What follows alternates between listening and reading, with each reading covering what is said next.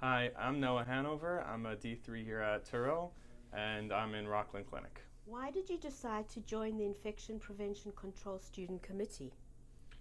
So, infection prevention it includes a lot of different rules and regulations that affect every single procedure we do here and many actions throughout those procedures. And I didn't feel like I understood all of them completely, and things didn't.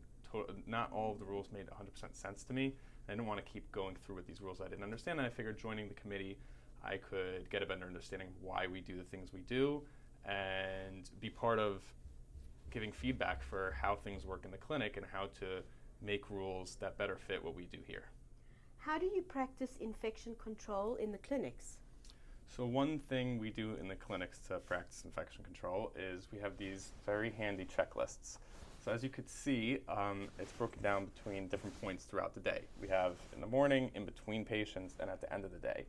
And it has reminders of different things we have to do that we might forget. So as you can see, it says flush the water lines for 2 minutes here, flush the water lines for 30 seconds, flush the vacuum lines for 2 minutes.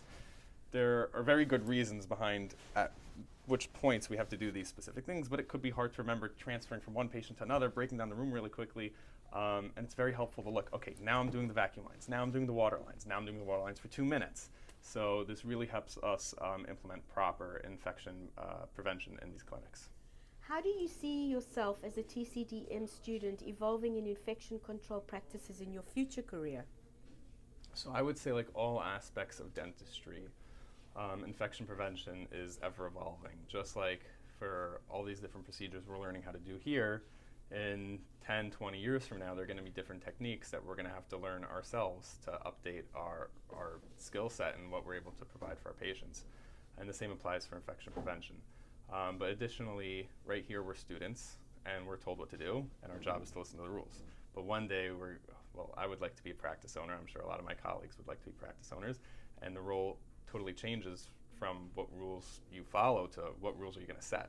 So there's going to be a lot of research and decision making as to how we're going to implement proper infection prevention in our own practices one day.